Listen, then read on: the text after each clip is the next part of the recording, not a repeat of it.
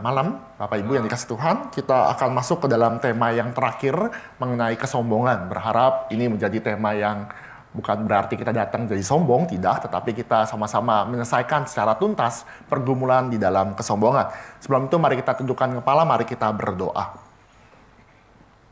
Allah Bapa kami yang bertata dalam kerajaan surga, kami menyerahkan waktu firman Tuhan pada PA malam hari ini. Kiranya Tuhan boleh memberkati kami, baik hamba-Mu dan juga masing-masing kami yang mendengarkan kebenaran firman Tuhan. Kiranya Tuhan mampukan kami untuk melampaui segala pergumulan kami, terutama di dalam kesombongan ini. Biar kami menyadari bahwa dosa yang pertama adalah dosa di dalam kesombongan. Biar kami pun punya hati dan Roh Kudus boleh menolong kami untuk memiliki kepekaan atas dosa ini. Kami berdoa ya Bapa, di dalam nama Tuhan Yesus, Juru Selamat kami yang hidup, kami sudah berdoa. Amin.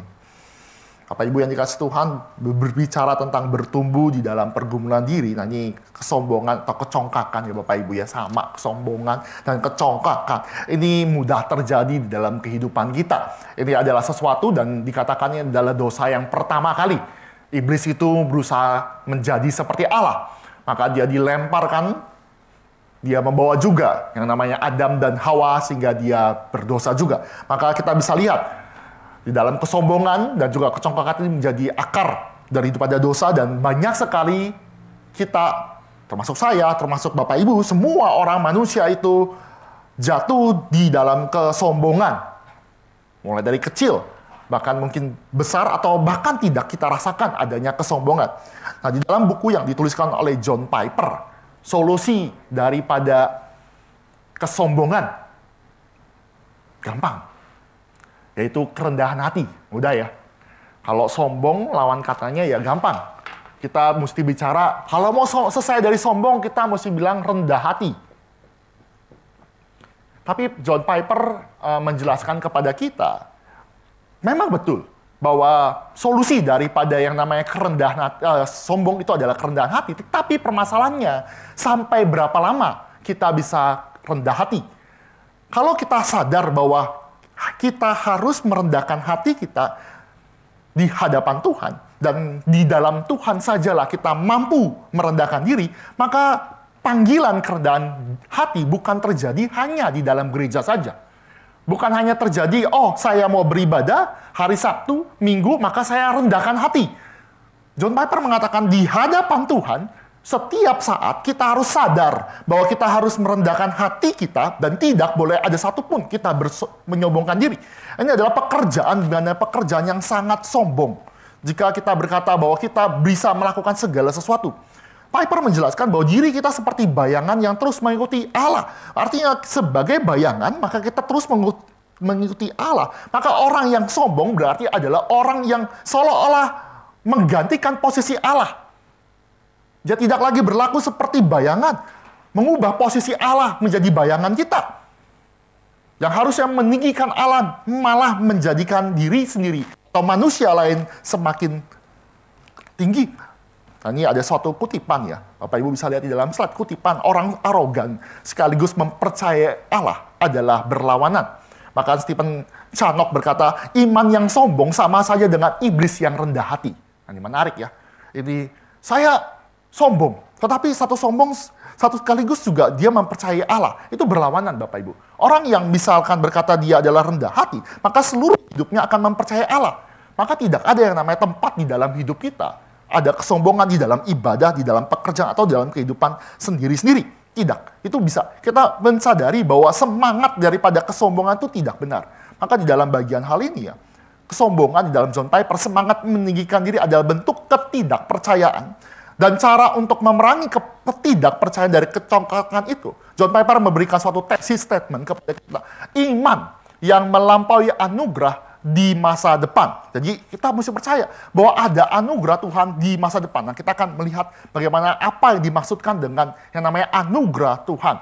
Jadi ini kita harus mengerti, orang yang sombong itu nggak mungkin bisa bertahan di dalam yang namanya kehadapan Tuhan. Karena nggak ada segala sesuatu yang bisa ditinggikan. Jadi ini di dalam namanya kesombongan bisa juga berlaku juga gini ya.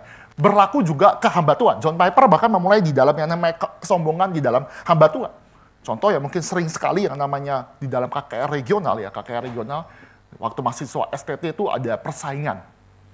seberapa banyak yang hadir di dalam KKR. Kalau misalkan yang datang itu 20, 30 sudah. Tapi kalau ada junior, ternyata dia pimpin KKR lebih banyak. 100, 200, bahkan sampai ribuan di lapangan. Wah, itu mulai yang namanya ada keangkuhan, ada something yang mulai meninggikan diri. Tapi biasanya seorang senior kan pakai cara lain lah ya.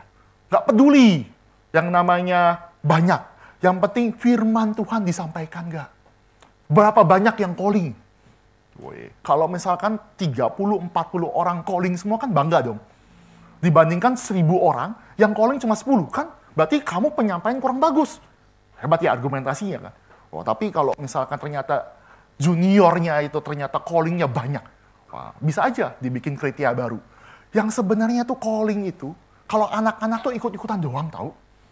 Kalau satu maju, ketua kelasnya, apalagi yang paling cantik atau paling ganteng, itu datang semua. Jadi mereka tuh nggak benar-benar berdoa Bapak Ibu. Mereka lihat kiri kanan, kalau temannya maju, mereka kan gerombolan. Nah, yang paling penting itu bukan berapa banyaknya yang datang terima Tuhan. Tapi berapa banyak yang hatinya tuh menangis di hadapan Tuhan ketika kamu memberitakan firman Tuhan. Ada kesombongan rohani yang juga terjadi di dalam yang namanya hamba-hamba Tuhan. Contoh seperti itu. Ataupun juga kesombongan rohani yang bisa terjadi, yang sebenarnya berusaha melayani Tuhan, berusaha meninggikan Tuhan, tetapi satu sisi meninggikan diri. Contoh, bersaing seberapa lama puasa. Bapak Ibu tahu ya, saya ini puasa. Puasa bukan cuma makan dan minum, tetapi saya puasa 12 jam. Wah, bukan hanya itu, tapi disombongkan lagi dengan orang lain mungkin. Dikatakan saya puasa, bahkan bukan cuma puasa, saya pun doa berlutut. Bapak Ibu coba doa berlutut, bukan 10 menit, bukan 30 menit seperti PD, 1 jam doa berlutut. Seolah-olah merendahkan diri, segala pelayanan itu harus dikembalikan kepada Tuhan, tetapi pembicaraan, perkataannya ada yang menyombongkan. Maka Stephen Chanak tuh penting mengatakan kepada kita, orang yang arogan sulit mempercayai Allah. Sulit. Karena ini berlawanan. Berlawanan sekali. Maka, sekali lagi, John Piper melihat bahwa segala sesuatu tuh harus melihat iman yang mempercayai anugerah di masa depan. Jadi kita mesti lihat ya, ini bukan berbicara kesombongan itu di dalam level yang namanya kita percaya Tuhan di dalam yang namanya kognitif belaka. Tetapi John Piper menjelaskan kepada kita, untuk kita bisa dipuaskan. Kita harus benar-benar menikmati Allah, dipuaskan benar-benar hanya di dalam Allah, di dalam Yesus Kristus. Nah, Bapak Ibu mesti lihat, di John Piper itu punya yang namanya pemikiran. Dia punya suatu tesis statement di dalam pemikiran teologinya, itu adalah hedonis Christian. Kristen hedonis. Bapak Ibu, hedonis negatif apa positif? Kamu jangan hidup hedon-hedon. Bagus apa negatif apa positif? Negatif ya.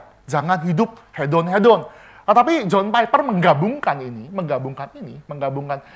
kekristenan dengan hedonis sehingga dia bisa menjelaskan kepada kita bahwa apa yang harus dipuaskan daripada seorang Kristen adalah dipuaskan atau menikmati Allah.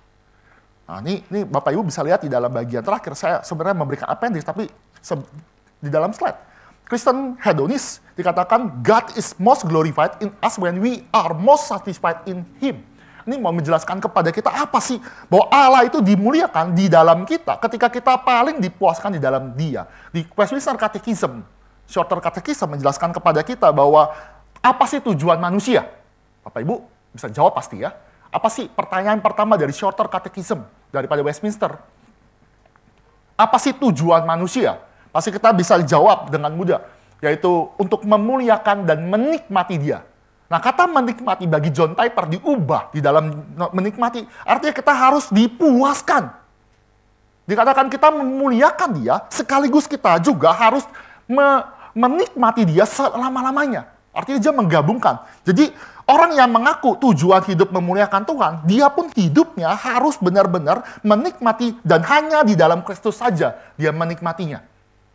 Jadi ini konsep di dalam pemikiran. Jadi Bapak Ibu kalau misalkan baca buku John Piper, ini tesis utamanya dia di dalam yang namanya seluruh bukunya dia. Desiring God.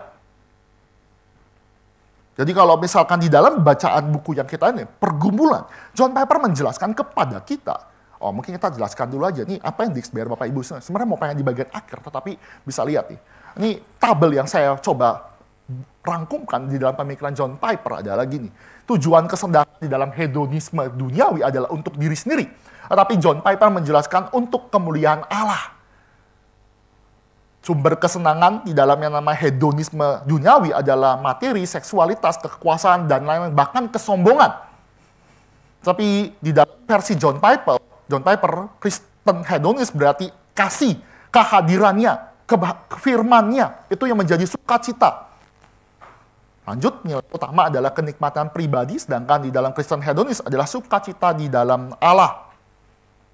Bahkan di akhirnya itu adalah kepuasan diri, dan sedangkan Kristen hedonis adalah kemuliaan Allah dan sukacita kekal. Bapak Ibu mesti punya pemikiran seperti ini, penjelasan. Maka balik lagi di dalam kesombongan. Bergumul dalam kesombongan Bapak Ibu. Artinya kalau misalkan kita mau kata bagaimana solusi permanen daripada yang namanya kesombongan adalah dengan cara kita dipuaskan hanya di dalam Yesus Kristus. Dipuaskan artinya kalau orang sombong berarti dia ada something yang kosong. Maka dia akan mengisi dengan materi, mengisi dengan segala sesuatu. Berarti sesuatu itu adalah sesuatu yang bukan Tuhan, dan bukan Tuhan itu tidak mungkin bisa memuaskan diri kita. John Piper memberikan argumen, kembalilah kepada Tuhan, muliakan Tuhan dengan cara kamu menikmati Dia seutuhnya. Jadi makanya dilihat nih, Yesus pernah berkata bahwa Dia itu adalah roti hidup. Dia juga berkata Dia adalah air hidup. Bapak Ibu, di dalam penjelasan, roti hidup dan air hidup itu menjadi sesuatu yang bernilai kekal ketika kita benar-benar memakan dan benar-benar meminum air hidup. Air hidup dan air minum itu kita nikmati ketika kita benar-benar makan. Maka yang namanya kesombongan itu harus sadar ada kepuasan di dalam Yesus, di dalam yang namanya air hidup itu sendiri. Tanpa kita mengerti ini, atau kita hanya berhenti di dalam kognitif, maka kita salah. Bapak Ibu tahu kognitif ya. Kognitif berarti hanya tahu Yesus sebagai roti hidup. Yesus sebagai air hidup. Tanpa benar-benar datang kepada Yesus. Tanpa benar-benar dipuaskan di dalam seluruh hidup. Di dalam Yesus Kristus. Hanya menikmati Yesus di dalam kognitif saja. Berarti sama saja dengan tidak percaya kepada anugerah Tuhan di masa depan. Contoh lebih konkret ya. Nanti akan dielaborasi lebih tinggi lagi ya. Ini biar ada pengantar. Orang sombong biasanya karena ada something berlebihan. Contoh kekayaan ya. Nanti kita akan elaborasi lebih lanjut. Kekayaan artinya dia menaruh kepercayaan atau menaruh namanya masa depannya di dalam kekayaan. Ini orang yang sombong. Tetapi John Piper mengatakan, kalau kamu mau dipuaskan oleh Tuhan, maka masa depan kamu harus dipercayakan kepada anugerah Tuhan. Yang menuntun kita sepanjang waktu. Oke, kita lihat lagi. Ini penjelasan. Nah, kita lihat nih di dalam yang namanya Yeremia. Nih dia bisa lihat satu ayat firman Tuhan di dalam Yeremia 9. Bapak Ibu, kita baca bersama-sama ya. Yeremia 9, ayat 23. Ini dibilang ada pesaing Allah, ada yang mau menggantikan Allah, maka manusia itu bisa menjadi sombong. Kita baca bersama-sama aja ya. Yeremia 9 ayat 23, 1, 2, 3. Beginilah firman Tuhan, janganlah orang bijaksana bermegah karena kebijaksanaannya, janganlah orang kuat bermegah karena kekuatannya, janganlah orang kaya bermegah karena kekayaannya. Ada 3, bijaksana, orang yang kuat, dan kekayaan. Maka dilihat pesaing daripada Allah berbicara tentang kebijaksanaan dan kecerdasan. Ini juga mengacu kepada 1 Korintus 8 ayat 1. Mau menceritakan bahwa jemaat di Korintus itu sangat punya anugerah yang sangat melimpah. Sangat melimpah. Korintus itu jemaat yang sangat pintar. Dia punya bahasa retorika yang sangat bagus. Dia punya kemampuan yang bisa membedakan yang baik. Karunia roh yang banyak sekali. Tetapi permasalahannya, dia pakai segala hikmat pengetahuan untuk memecah belah. Dia punya segala sesuatu untuk apa? Untuk bermegah di dalam pengetahuan. Kadang-kadang kan kita kalau ngobrol sama orang yang sok tahu sebel ya.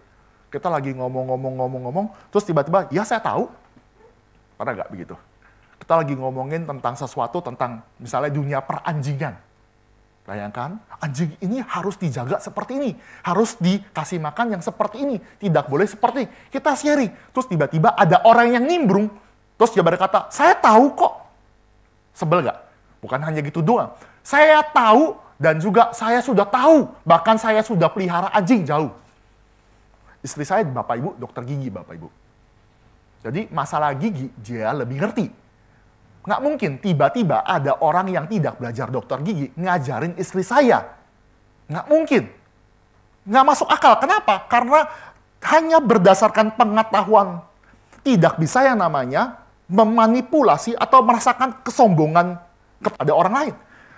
Di jemaat Korintus adalah jemaat yang demikian. Dia punya yang namanya hikmat, dan dia pakai hikmat itu untuk bermegah. Dan lupa bahwa pengetahuan, knowledge itu berasal dari Allah. Mari kita coba lihat di dalam Matius 16 ya. Ini gimana kita bisa melihat counter daripada yang namanya punya pengetahuan tapi akhirnya jatuh di dalam yang namanya kesombongan. Pengetahuan, punya knowledge, punya segala sesuatu, punya apapun lah. Tetapi kita mesti lihat di dalam Matius pasal 16 ayat 17. Saya bacakan bagi kita semua. Ketika Petrus mengakui bahwa Yesus adalah anak Allah. Lihat di ayat 17. Kata Yesus kepada Simon Petrus kepadanya, berbahagialah engkau Simon bin Yunus. Sebab bukan manusia yang menyatakan itu kepadamu, melainkan Bapakku yang di surga. Ada orang yang punya pengetahuan A, B, C. Tetapi di dalam membaca Matius 16, bahkan firman Tuhan mengatakan ketika yang namanya Petrus bisa mengakui Yesus sebagai Mesias, anak Allah itu pun berasal dari Allah. Sumber daripada semuanya adalah Allah. Kita bisa berhikmat karena kita tahu pengetahuan itu, bahwa kita understand bahwa sumbernya itu dari Allah. Ini sedikit filsafat sedikit ya. Orang tahu, maka orang yang berhikmat itu, yang berhikmat bersumber dari Allah, maka dia berhikmat dan mengetahui bahwa sumber dari hikmatnya adalah Allah. Angkap ya maksud Bapak Ibu ya. Kalau orang sombong bilang, oh saya tahu, dia akan merefer kepada diri sendiri. Tetapi Paulus berusaha mengatakan, kamu punya pengetahuan baik. Tapi kalau pengetahuan itu adalah pengetahuan yang sebenarnya, kamu harus tahu asal muasal daripada pengetahuan itu. Yaitu dari Allah. Itulah namanya orang berhikmat. Dilanjut ya di dalam ini. Ini kan namanya kecerdasan orang yang bijaksana. Kita lanjutkan dalam pesaingan Allah. Yang kedua adalah mengenai kekuatan, punya segala sesuatu. Mari kita lihat di dalam Ulangan ya. Bapak Ibu kita lihat dalam Ulangan pasal 8. Kita baca bergantian Ulangan pasal 8. Ini ada peringatan, dan bahkan satu komentator menjelaskan kepada kita, kok peringatan ini adalah peringatan yang paling panjang. Kita baca ayat 11 sampai 17. Atau kita baca sampai 18 biar pas ya. Saya ayat 11, Bapak Ibu 12, kita baca sampai 18. Hati-hati supaya jangan engkau melupakan Tuhan Allahmu dengan tidak berpegang pada perintah, peraturan, dan ketetapannya yang kusampaikan kepadamu pada hari ini. Ayat 12.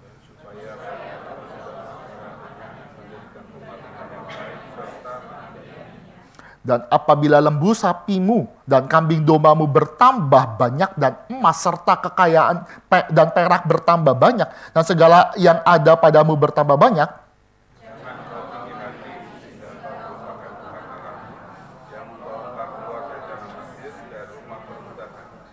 dan yang memimpin engkau melalui padang gurun yang besar dan dahsyat itu, dengan ular-ular yang ganas serta kalajengkingnya, dan tanahnya yang gersang, yang tidak ada air, dia yang membuat air keluar bagimu dari gunung batu yang keras.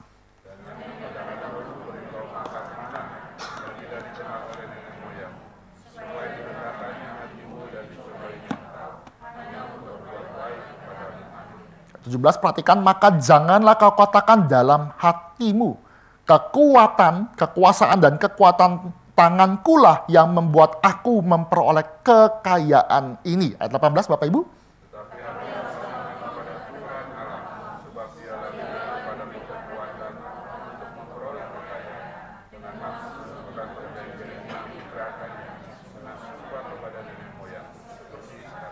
Bapak Ibu, di bagian terakhir 17-18 menjelaskan konklusinya. Kalau kamu punya kekayaan, jangan kamu klaim diri kamu punya kekuatan dan kekuasaan sehingga kamu memperoleh segala kekayaan. Tapi ayat 18, ingatlah kekuatan dan kekuasaan itu diberikan kepada orang Israel. Ini poin kedua ya, ini menceritakan bagaimana ada yang namanya peringatan bagi orang Israel. Kalau kamu sudah sampai di tanah perjanjian Tuhan, kamu melimpah. Ingatlah kepada Tuhan. Ingatnya apa? Kalau kita lihat elaborasi ya, ingat bahwa kita kadang-kadang suka panggil anak kita, ingat ya, jangan lakukan ini ya, ingat. Kita mesti ngerti kata ingat di dalam yang namanya Alkitab, bukan cuma ingat, dengerin terus udah. Tapi ingat itu setidaknya ada 3 hal, artinya dengan serius. Ingat itu berarti dengar dengan saksama dan lakukan itu dengan serius. Ingat itu bukan ingat ada Tuhan. Oh iya, ingat sih ada Tuhan. Ingat kok ada firman Tuhan. Ingat kok ada gereja. Ingat kita hari Minggu harus ke gereja. Ingat. Tapi kata ingat di dalam perjanjian lama, khusus yang kita baca ini, di ayat 17-18, haruslah engkau ingat kepada Tuhan. Artinya, kita bukan cuma ingat datang ke gereja pas hari Sabat, tetapi kita lakukan dengan serius. Bapak Ibu, maksud nangkep ya di dalam elemen yang pertama kata mengingat. Yang kedua adalah ingat bahwa segala sesuatu, baik energi, skill, itu semua adalah anugerah Tuhan. Ingat. Ketiga adalah ingat bahwa Tuhan memberikan segalanya bukan buat untuk diri kita sendiri, tetapi karena Allah berikan kepada perjanjian, karena perjanjian, kepada umat perjanjian. Artinya dikembangkan segala kekayaan itu bukan buat diri sendiri, tetapi buat umat perjanjian. Ayat 18, Bapak Ibu bisa lihat itu. Ini adalah perjanjian yang diikrarkan dengan sumpah kepada nenek moyangmu seperti sekarang ini.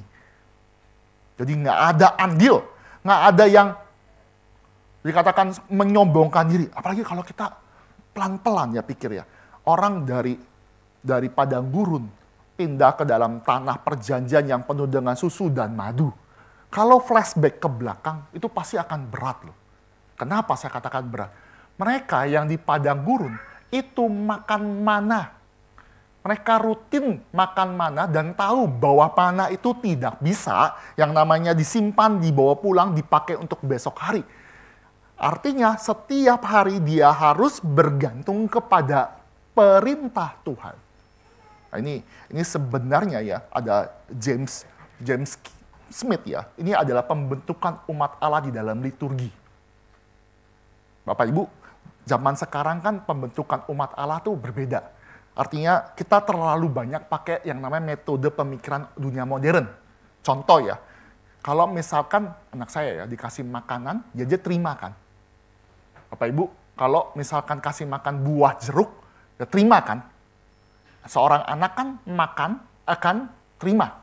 Nggak mungkin kan yang namanya seorang anak akan tanya, kenapa saya harus makan buah jeruk? Apa isi kandungan buah jeruk sehingga saya harus makan?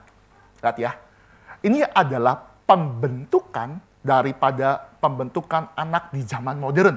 Artinya harus tahu dulu, kenapa saya harus makan, reason di semuanya, kenapa harus ini, baru akhirnya makan. Tetapi pembentukan umat Allah adalah dengan cara taat. Tuhan kasih mana, orang-orang itu cuma tanya, apakah itu? Tetapi mereka tetap makan. Mereka nggak akan teliti dulu, ini seberapa takarannya ya? Ini dari Tuhan pas jam berapa ya? Enggak. Itu adalah dunia modern. Dan jangan pakai itu di dalam pendidikan, terutama di dalam gereja. Oke, kita mesti lihat di dalam hal itu ya. Pembentukan bagaimana melihat dunia di mana Tuhan memimpin di padang gurun. Sehingga kalau pola liturgi ini terjadi, ketika sampai ke dalam kelimpahan, dia akan terus terbiasa. terbiasa untuk yang namanya mengingat pekerjaan Tuhan. Saya lanjutkan, contoh-contoh ya di dalam firman Tuhan, contoh yang raja yang punya kuasa dan kebijaksanaan akhirnya melawan Tuhan, itu ada di dalam Raja Asyur. Ini contoh konkret ya, Bapak Ibu bisa lihat di dalam Yesaya pasal 10. Saya bacakan bagi kita semua saja.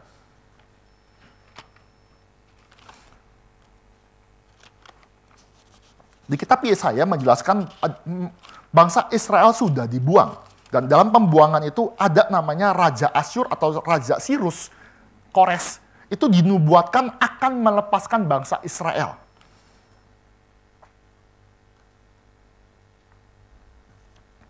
Oke, saya bacakan bagi kita semua yang ayat 10, Yesaya 10 ayat 3 ya. Apakah yang akan kamu lakukan pada hari penghukuman dan apa ya waktu kebinasaan yang datang dari jauh?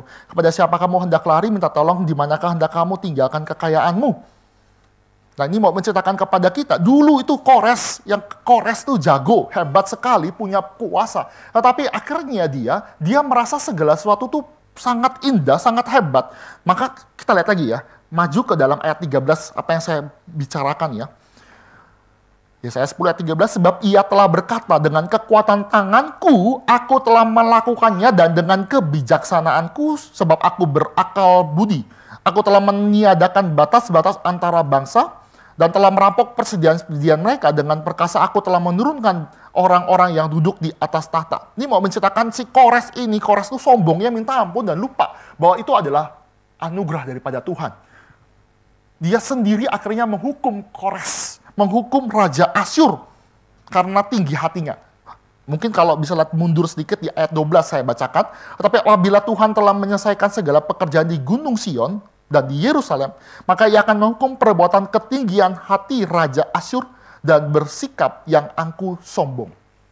Ini kenapa Raja Asyur itu bisa sombong? Karena literally pasukannya itu sangat hebat. Jadi kerajaan Asyur dan juga Babilonia itu punya kemampuan perang sangat hebat. Itu di Asyur itu berarti dia punya kemampuan itu namanya pasukan tuh immortal. Bapak Ibu bisa lihat immortal. Artinya itu dia siap gini. Kalau misalkan kita perang ya, pasti kan ada logistik. Ada yang namanya amunisi, ada yang namanya perangkat perang, ada makanan. Di dalam konsep orang Asyur itu punya kemampuan itu supply chain apa ya? Suatu pengiriman barang-barang, support itu sangat cepat. Sehingga orang-orang yang sebenarnya misalnya kalah perang, tiba-tiba muncul terus. Maka dikira dengan prajurit yang immortal. Muncul terus, selalu muncul terus. Itulah kehebatan dari Asyur. Nah nanti Babilonia, saya akan bahas lagi di Babilonia. Tapi saya lihat, jadi kemampuan daripada Raja Asyur yang sangat hebat inilah yang memampukan daripada orang-orang tunduk kepada yang namanya Raja Asyur. Dan ketika dia punya segala sesuatu yang Tuhan anugerahkan, dia melawan Tuhan. Nah saat itulah Raja Asyur itu dididik oleh Tuhan. Contoh lain ini Babel ya. Babel, kita buka di dalam Daniel pasal 4. Bapak Ibu, tahu kisah tentang manusia makan rumput ya? Ini Daniel ini. Daniel pasal 4 ya. Ayat 30. Ini Raja Nebukadnezar berkatalah raja, bukankah itu Babel yang besar itu, yang dengan kekuatan kuasaku dan untuk kemuliaan kebesaranku telah ku bangun menjadi kota kerajaan. Ayat 31, raja belum habis bicara, ketika suara terdengar dari langit kepadamu dinyatakan, ya Raja Nebukadnezar, bahwa kerajaan telah beralih daripadamu. Engkau akan dihalau, akan dijadikan lembu dari antara manusia dan tempat tinggalmu akan ada di antara binatang-binatang di padang, demikian seterusnya. Bapak Ibu bisa baca, Nebukadnezar sudah diperingati oleh Daniel. Kalau baca di pas ayat-ayat sebelumnya, jadi dia melihat segala kebesarannya ini, dia melihat segala sesuatu terus ditegur oleh Daniel. Jangan sekali-sekali Raja Nebukadnezar menyombongkan diri, nanti akan dihukum Tuhan. Tapi dia lagi jalan-jalan lihat segala kebesaran, akhirnya dia jatuh di dalam kesombongan. Bapak Ibu ada satu penafsir namanya pengkhotbah Timothy Keller ya. Timothy Keller kan Daniel itu ya, Daniel kan Raja Nebukadnezar tuh pernah melakukan sesuatu yang namanya, ini kan Bapak Ibu lihat di Daniel pasal 4 ya Bapak Ibu. Nih saya berharap Bapak Ibu masih ingat cerita sekolah minggu kan, Raja Nebukadnezar itu kan mimpi. Ketika mimpi itu dia minta orang-orang ahli nujum itu tafsirkan mimpi itu. Tetapi ahli-ahli nujum, orang-orang yang pintar-pintar itu bersekongkol. Untuk apa? Untuk memberitahukan terjemahannya versi sengkokolannya. Kongkalikon, tahu ya Bapak Ibu ya.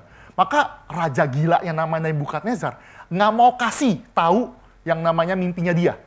Jadi dites. Kalau kamu ahli di dalam yang namanya orang-orang pintar, orang bijaksana, sebelum kamu bisa terjemahkan, kamu harus tahu dulu apa mimpi saya. Kan gila ya. Gila. Nebak mimpi raja. Akhirnya nego-nego.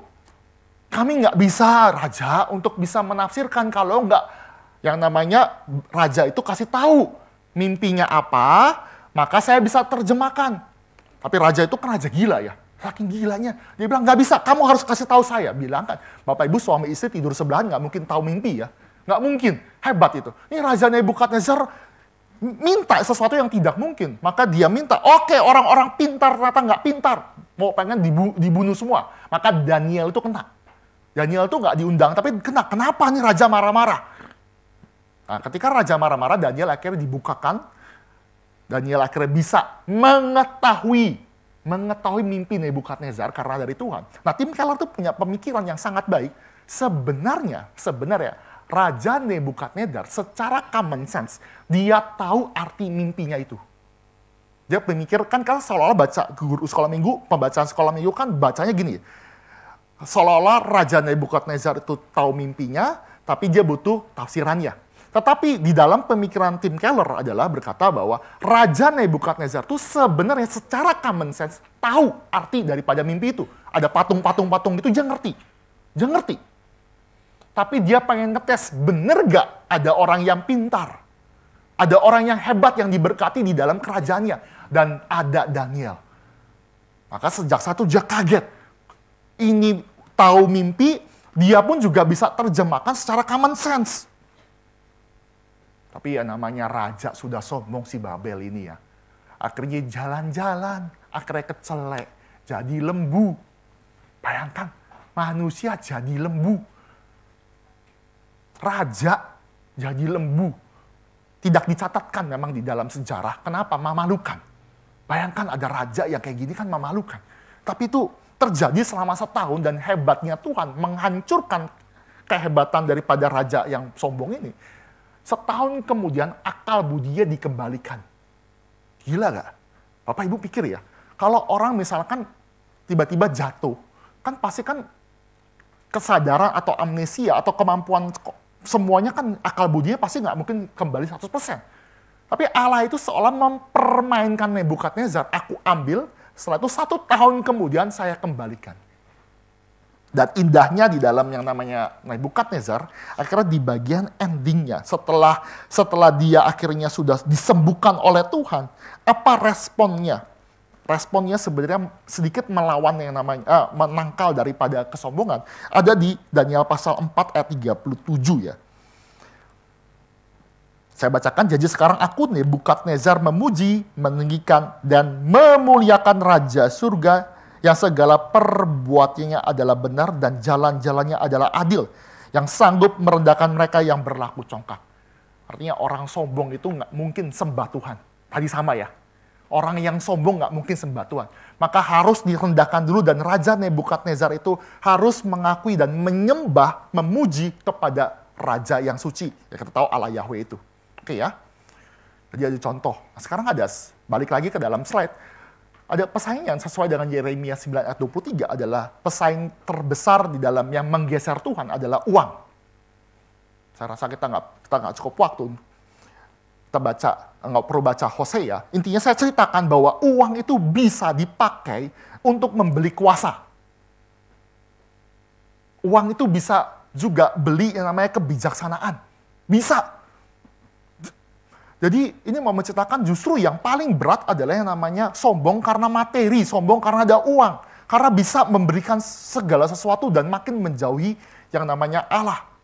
Dan di dalam bagian ini ya, yang namanya pesaing terbesar adalah uang, ternyata orang Israel pernah juga jatuh di dalam hal ini. Jadi ada satu Mazmur 33 ya. Mazmur 33, kita nggak perlu baca. Intinya itu adalah menceritakan bahwa orang-orang itu bermegah karena kehebatan daripada uang, kehebatan dari segala sesuatu, sehingga melupakan Tuhan. Semata-mata itu bangsa itu bertahan karena punya uang. Bapak Ibu, gini ya. Ada satu zaman di mana di Israel itu punya uang banyak. Zaman Salomo kan punya yang namanya bait suci. Bait sucinya itu bukan dilapisi emas, tetapi memang emas. Beda ya, dilapis emas sama emas. Jadi ketika bangsa Israel sesudah zaman Salomo itu nggak punya uang lagi, dia mengerok bait suci. Artinya tuh duitnya banyak. Tujuannya apa? Untuk bayar upeti. Jadi dengan kekayaan, dia bisa memberikan masa depan. Lihat ya, orang kaya gitu ya. Memberikan jaminan masa depan kepada yang namanya musuh-musuh sekitar. Dia bisa sogok musuh-musuh sekitar. Dan Israel pernah lakukan itu. Dia pernah lakukan, dia pernah minta yang namanya bounty hunter ya, apa sih? Pokoknya itulah, untuk bisa menjaga pasukannya, orang-orang yang disewa untuk bisa menjaga yang namanya wilayahnya, itu terjadi dan akhirnya meninggalkan Tuhan. Jadi ada satu raja ya, Bapak Ibu kalau tahu kisah yang namanya kata Immanuel. Immanuel itu muncul di Yesaya pasal 7. Apa yang diceritakan bahwa Yesaya itu pernah bilang kepada Raja Ahaz, minta tanda kepada Tuhan. Minta tanda, artinya minta supaya Tuhan itu berikan penyertaan. Tapi Ahaz itu pintar, Raja Ahaz itu berkata, saya nggak mau minta tanda. Kenapa? Karena saya takut mencobai Tuhan. Bagus ya, kalau di gereja, kan kamu mau pelayanan? Mau pelayanan. Iya, ya udah. Misalkan saya berkata kepada Bapak Ibu, kalau gitu doa sama Tuhan. Doa sama Tuhan, supaya Tuhan berikan tanda.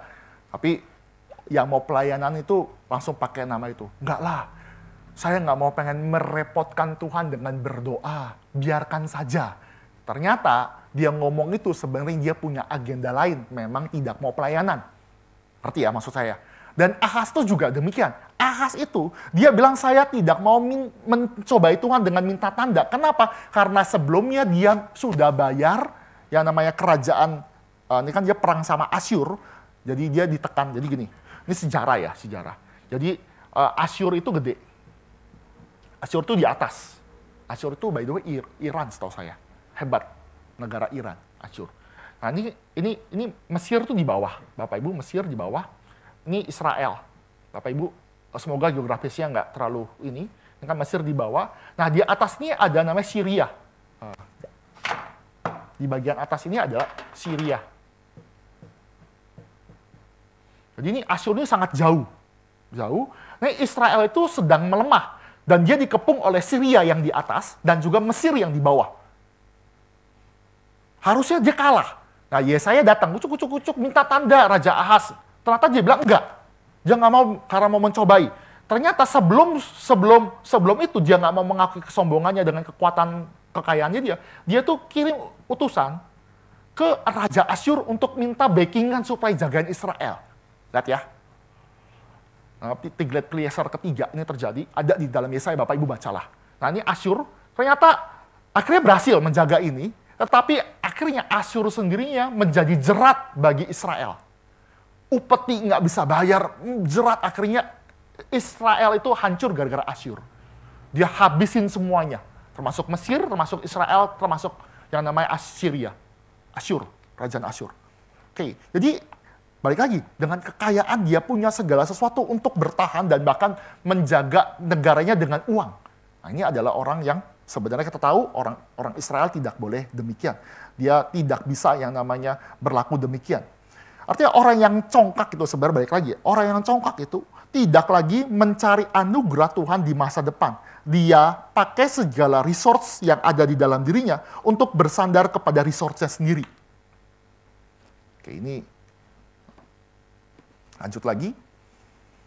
Dan celakanya ada orang yang punya tiga-tiganya. Dia sombong dalam kebijaksanaan, sombong dalam kekuatan, dan sombong dengan kekayaan. Dan ini adalah orang ateis. atau orang fasik. Dalam Mazmur 10 ayat 4, Bapak Ibu bisa lihat, kata orang fasik itu dengan batang hidungnya ke atas. Allah tidak akan menuntut, tidak ada Allah, itulah seluruh pikirannya. Jadi John Piper bilang itu orang ateis. Tapi di dalam Mazmur 10 itu adalah orang fasik. Batang hidungnya ke atas berarti dia menelagak ke atas, dia nantangin Tuhan. Allah nggak ada. Jadi ini adalah orang yang menyangkal segala sesuatu dan menjadikan dirinya adalah, yang dikatakan dirinya adalah Tuhan itu sendiri. Nah ini dia merencanakan, kalau Bapak Ibu lihat ya di dalam Yakobus, ini sedikit lompat lagi, Bapak Ibu lihat sedikit aja, kita nggak perlu baca di dalam surat Yakobus, tetapi Bapak Ibu lihat di dalam yang namanya Yakobus pasal 4 ya Bapak Ibu. Yakobus 4, itu lihat di perikopnya saja, itu ada hal yang menarik. Karena Yakobus itu memberikan kepada kita suatu peringatan. Peringatan apa? Jangan lupakan Tuhan di dalam perencanaan. Yakobus 4 ayat 13-17. 13-17 tentang perencanaan, kamu akan berdagang, kamu akan punya segala sesuatu, kamu akan punya untung.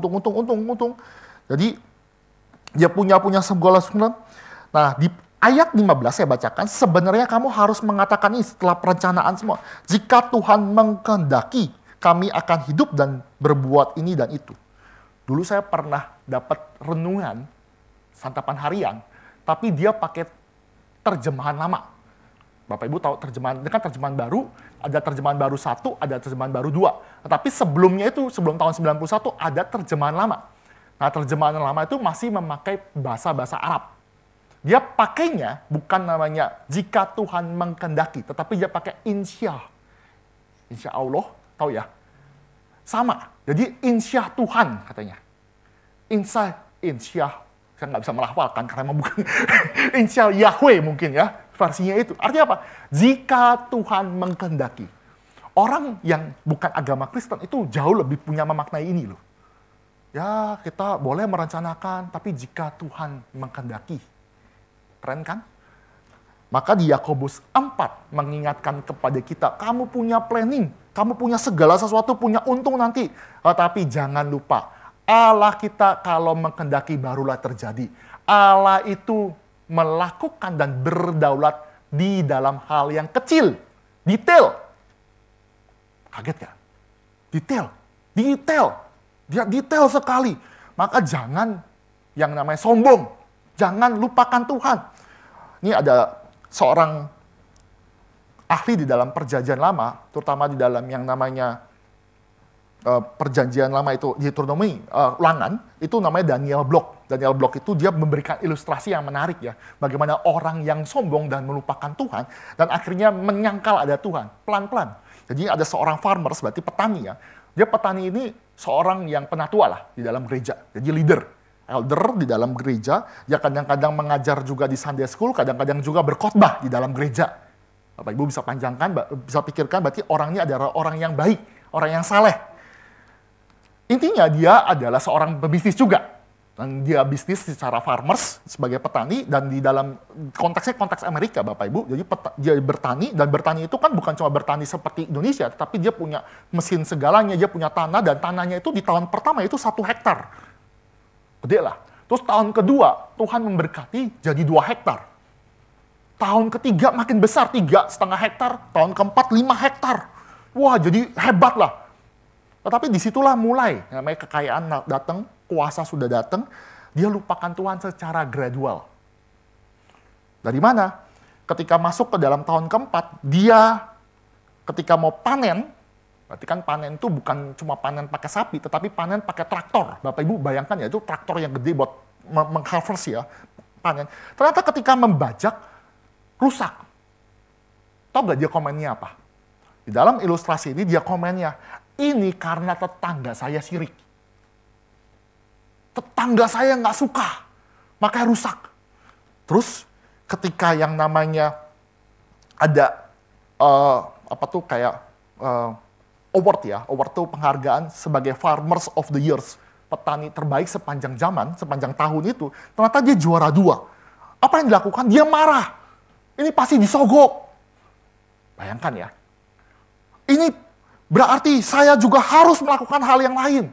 Menyogok juga. Ataupun saya harus bikin pekerja-pekerja itu makin sengsara. Makin ditindas kali ya. Itu apa yang terjadi juga? Orang ini karena kekayaannya hidup tidak sehat. Hidup tidak benar. Akhirnya dia meninggalkan segala sesuatu. Dia akhirnya jatuh sakit. Akhirnya meninggal. Dan sampai akhirnya dia tidak pernah mengakui Tuhan. Pelan-pelan seperti itu ya. Ini pernah terjadi juga di dalam budaya Chinese ya. Budaya Chinese itu ada orang buka restoran itu. Pernah, ini terjadi di dalam keluarga saya, di lingkaran keluarga kerabat saya, bikin restoran rame banget. Saya lupa restoran apa, tapi rame banget waktu ketika Imlek kan, Sinsya tuh kan kumpul, rame tahun pertama, tahun kedua, tahun ketiga ya. Dia sembayang, tapi lama-lama ya, di tahun keberapa, ketiga, keempat ya, seingat 3 atau 4, itu dia bilang, usahanya sudah tutup. Sudah rusak, susah mulai tutup. Kenapa? Karena dia itu dibilang ada pesaingnya, jadi dia buka. Bapak Ibu bayangkan lah, kalau orang Chinese kan buka sebelah-sebelahnya ada lah. Saingan-saingan, dia bikin sama.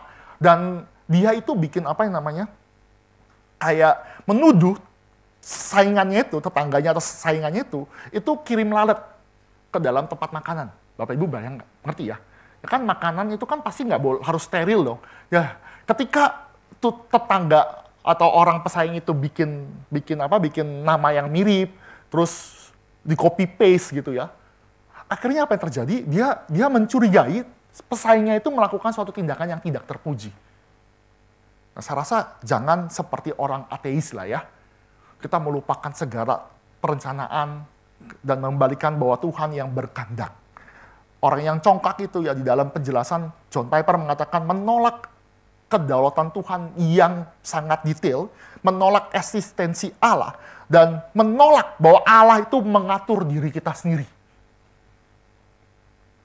Allah itu tuh Allah yang jahat, dikatakan. Allah itu yang punya hak veto.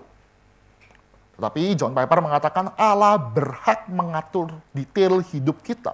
Karena kenapa? Karena kita ini diciptakan dan juga ditebus oleh Dia. Bahkan Allah itu menjadi sebenarnya penawar daripada kesombongan. Karena kalau kita bersandar kepada anugerah Tuhan, maka kita bisa bersandar anugerahnya di masa-masa yang akan datang. Menolak perintah Tuhan, maka meninggikan diri, maka itulah yang dilakukan oleh orang-orang yang sombong, orang-orang yang sangat meninggikan diri. Ingat ya, balik lagi ya. Ini saya lihat ya, Kristen hedonis ya di dalam hal ini ya. Artinya orang yang sombong itu hanya dipuaskan di dalam Tuhan Yesus Kristus. Enggak di dalam materi, di dalam kecerdasan, di dalam yang namanya hikmatnya, atau di dalam namanya kekayaan, atau namanya kuasa. Enggak. Hanya di dalam Yesus Kristus, hanya di dalam Allah saja. Jadi buanglah segala sesuatu dan mintalah supaya di dalam Yesus kita ini dipuaskan. Cepat saja, ini bagian terakhir Bapak Ibu. Ini ada ironi kesombongan. Sebenarnya orang yang sombong itu sebenarnya dirinya kosong Bapak Ibu. Sombong itu kan minta dipuji, betul kan? Berarti ada something dalam dirinya. Sombong berarti ada sesuatu yang memuaskan sehingga dia mau dipuaskan juga dengan materi, dengan pujian. Orang ini sebenarnya orang yang kasihan sebenarnya. Saya pernah, Bapak Ibu ini, main laser. Terus kirimkan ke, Bapak Ibu tahu laser kan? Laser itu saya mainin ke kucing. Apa yang pernah lakukan nggak? Ketika itu terjadi, kucingnya itu kejar. Saya lucu, senang juga ya mempermainkan kucing. Jadi kucing itu lempar, muter-muter gitu dia. Singkat cerita adalah, kucing itu saya lihat itu adalah kucing yang semangat, senang sekali, tetapi melakukan hal yang sia-sia. Berusaha menangkap titik merah yang nggak jelas itu. Supaya apa? Supaya dipuaskan dengan yang namanya menangkap hal itu. Padahal itu nggak mungkin ditangkap. Nah, ini yang terjadi di dalam yang namanya kekayaan. Kita nggak mungkin bisa bawa pulang segala sesuatu materi di dalam surga. Nggak bisa. Lanjut lagi. Kedua adalah sebenarnya orang yang sombong itu adalah orang yang lemah. Orang yang songkak, orang yang sombong itu ternyata kita harus tahu bahwa dia tidak bisa mengatur seluruh hidupnya. Dia kalau misalkan tidak dipuji atau tidak mendapatkan penghargaan, dia akan sedih dan marah. Maka orang itu adalah orang yang lemah. Yang ketiga, orang yang sombong itu juga sebenarnya orang yang khawatir akan masa depan. Pak Tong itu menjelaskan bahwa ada orang sombong, tetapi juga ada orang orang yang sombong ke dalam sama sombong keluar. Kalau sombong keluar ya kita tahu lah orang saling sombong. Tapi ada sombong ke dalam itu adalah orang yang minder sebenarnya. Minder itu artinya apa? Orang yang belum waktunya sombong. Karena lihat ada orang yang lebih superior, maka dia minder. Tapi kalau dia ketemu orang yang lebih rendah daripada dia akan sombong. Oke? Bapak Ibu ngerti ya? Dan orang seperti itu sebenarnya dimasuk ke dalam poin ketiga yang saya bisa analisa. Adalah orang itu adalah orang yang khawatir. Khawatir ada orang yang lebih bagus daripada dia. Orang yang lebih kaya daripada dia datang. Kita akan khawatir masa depannya gimana. Seperti itu. Orang ini adalah orang yang sebenarnya adalah orang yang minder, orang yang menghalangi kepada Tuhan ya. Jadi orang yang minder itu juga orang yang nggak mau cari Tuhan, dia cari orang lain, atau dia menekan orang lain. Sama ya, ini sebenarnya akar semua dari yang namanya kecongkakan atau kesombongan. Dan orang ini adalah orang yang sebenarnya menolak anugerah Tuhan di masa depan. Oke, kita penutup ya Bapak Ibu. Jadi ini jangan jadi sombong karena pertama itu kosong, karena jangan sombong karena sebenarnya itu adalah kelemahan. Jangan sombong karena kita itu adalah orang yang khawatir akan masa depan juga, tidak bersandar kepada Tuhan, khawatir akan segala sesuatu. Maka penutup ya, ini kita balik lagi ke Yeremia, Bapak Ibu bisa lihat. Yeremia 9.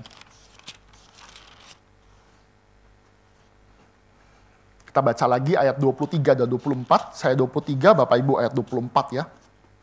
Yeremia 9 ayat 23 dan 24, saya 23, Bapak Ibu 24. Beginilah firman Tuhan, janganlah orang bijaksana bermegah karena kebijaksanaannya. Janganlah orang kuat bermegah karena kekuatannya. Janganlah orang kaya bermegah karena kekayaannya. Ayat 24, Bapak Ibu.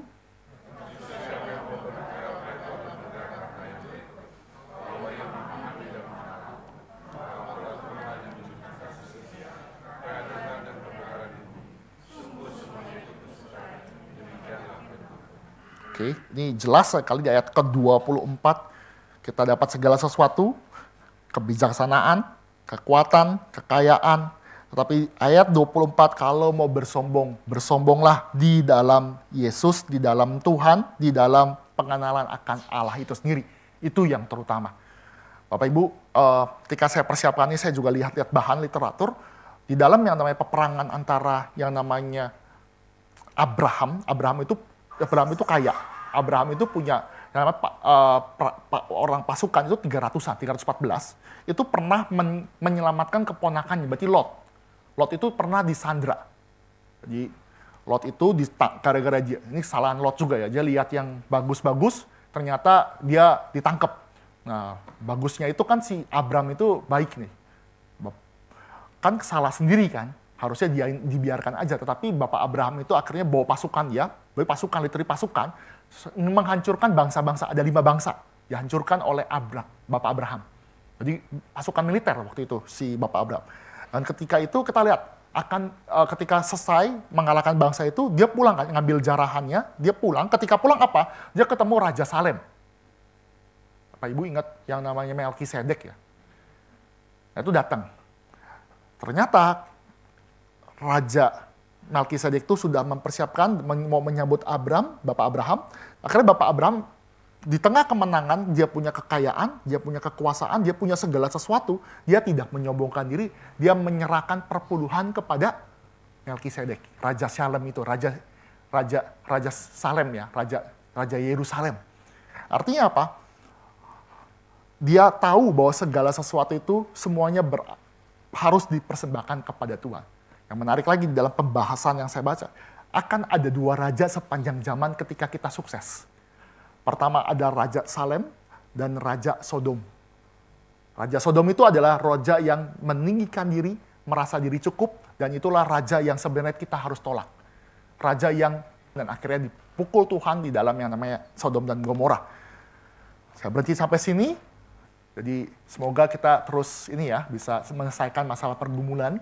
di dalam kesombongan. Dan kalau misalkan kita ada pergumulan seperti itu, ingatlah kita harus bersandar kepada anugerah Tuhan senantiasa di masa depan, dan hanya di dalam Tuhan saja kita disukacitakan, dipuaskan ya. Ini tesis statement dari John Piper. Boleh dipakai juga karena John Piper memberkati juga banyak di dalam buku Desiring God. Oke. Kiranya Tuhan memberkati, mari kita tundukkan kepala, mari kita berdoa. Allah Bapa kami yang bertata dalam kerajaan surga, sekali lagi kami mengucap syukur karena kami mengenal Engkau dan di dalam Engkau saja kami boleh dipuaskan. Kami mengucap syukur ya Bapa di dalam tema kami untuk menyelesaikan pergumulan di dalam diri, terutama di dalam tema kesombongan. Ajar kami memiliki kepekaan sehingga kami sadar bahwa dosa ini walaupun kecil tapi berbahaya karena meninggalkan Tuhan, sudah tidak lagi percaya kepada bahwa Allah itu adalah mengatur hidup kami. Tuhan pimpinlah kami, berkatilah kami di dalam setiap pergumulan yang ada, biar kami pun boleh berjalan sesuai dengan anugerah daripada Engkau saja. Di dalam nama Tuhan Yesus kami berdoa. Amin.